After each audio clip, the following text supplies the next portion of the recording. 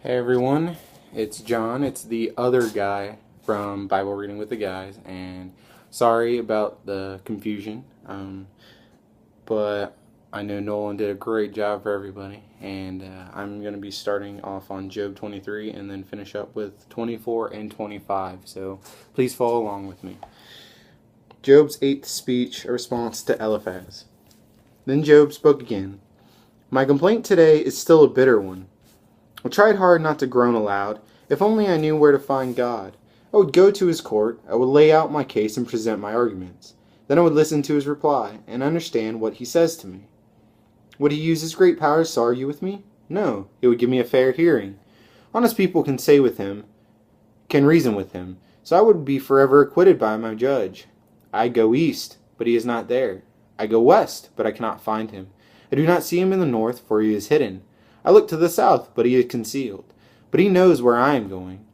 And when he tests me, I will come out as pure as gold. For I have stayed on God's path. I have followed his ways and not turned aside. I have not departed from his commands, but have treasured his words more than daily food. But once he has made his decisions, who can change his mind? Whatever he wants to do, he does. So he will do to me whatever he has planned. He controls my destiny. No wonder I am so terrified in his presence. When I think of it, terror grips me. God has made me sick at heart. The Almighty has terrified me. Darkness is all around me. Thick, impenetrable darkness is everywhere. Job asks why the wicked are not punished. Why does the Almighty bring the wicked to judgment? Why must the godly wait for him in vain? Evil people steal land by moving the boundary markers. They steal livestock and put them in their own pastures. They take the orphan's donkey and demand the widow's ox as security for a loan. The poor are pushed off the path. The needy must hide together for safety. Like wild donkeys in the wilderness, the poor must spend all their time looking for food, searching even in the desert for food for their children. They harvest a field they do not own, and they glean in the vineyards of the wicked. All night they lie naked in the cold, without clothing or covering. They are soaked by mountain showers, and they huddled against the rocks for want of home. The wicked snatch a widow's child from her breast, taking the baby as security for a loan. The poor must go about naked without any clothing. They harvest food for others while they themselves are starving. They press out olive oil without being allowed to taste it, and they tread in the winepress as they suffer from thirst. The groans of the dying rise from the city, and the wounded cry for help, yet God ignores their moaning. Wicked people rebel against the light. They refuse to acknowledge its ways or stay in its path. The murderer rises in the early dawn to kill the poor and needy. At night he is a thief. The adulterer waits for the twilight, saying, "No one will see me then." He hides his face so no one will know him. Thieves break into houses at night and sleep in the daytime. They are not acquainted with the light. The black night is their morning. They ally themselves with the terrors of the darkness. But they disappear like foam down a river. Everything they owned is cursed, and they are afraid to enter their own vineyards. Their grave consumes sinners, just as drought and heat consume snow. Their own mothers will forget them. Maggots will find them sweet to eat. No one will remember them. Wicked people are broken like a tree in the storm. They cheat the woman who has no son to help her. They refuse to help the needy widow. God, in his power, drags away the rich. They may raise high, but they have no assurance of life.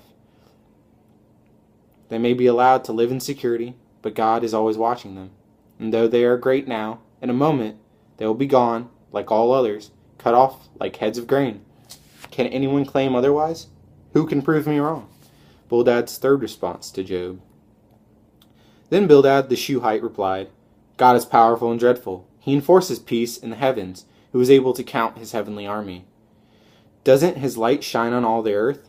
How can a mortal be innocent before God? Can anyone born of a woman be pure? God is more glorious than the moon. He shines brighter than the stars. In comparison, people are maggots. We mortals are mere worms. Okay, I hope everyone enjoyed Job 23, 24, and 25. I thought it was really good. But just want to take a quick minute, since Nolan's not here. I wanted to let everybody know how proud I am of him for his change and for him coming back to God and to accepting my invitation to come to Upward with me on Easter. me and Nolan haven't known each other for too long. I guess about a year.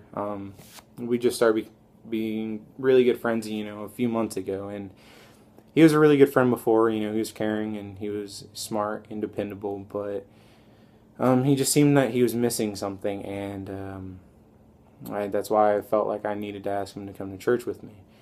And ever since he's came, he's been a completely different person, and he's been really like a brother to me. And it's amazing to see the change that he's made in just a short time. I mean, he's only been coming for a couple months, and he's a better person than I ever thought you could become in such a short amount of time.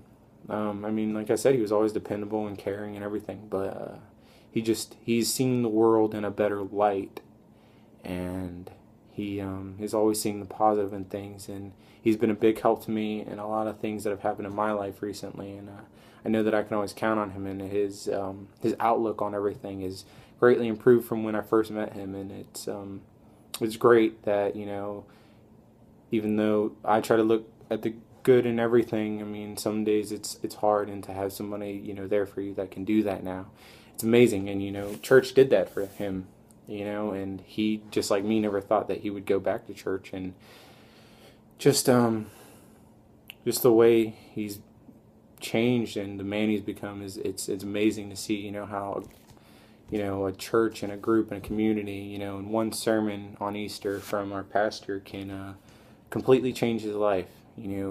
Keep him from doing things that he knew was wrong before, but he just couldn't either stop doing or he didn't want to stop doing. And now he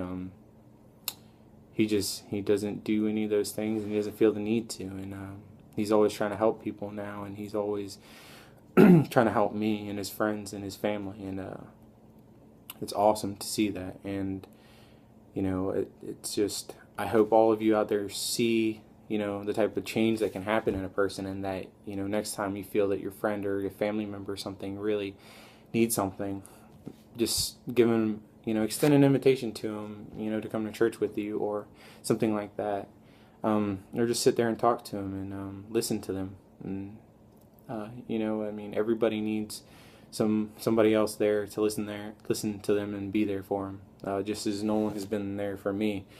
And you never know, that invitation to church could really be the thing that saves your friend or your family member, and one, brings them back to God, but makes them a better person.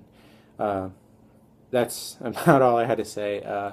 So I don't know. Nolan's mom came up to me at work today and just told me how happy she was to see what type of person he's becoming, and she thanked me for it. And as much happiness as that gave me to know that she's thanking me, and blaming me for how great of a person he's becoming.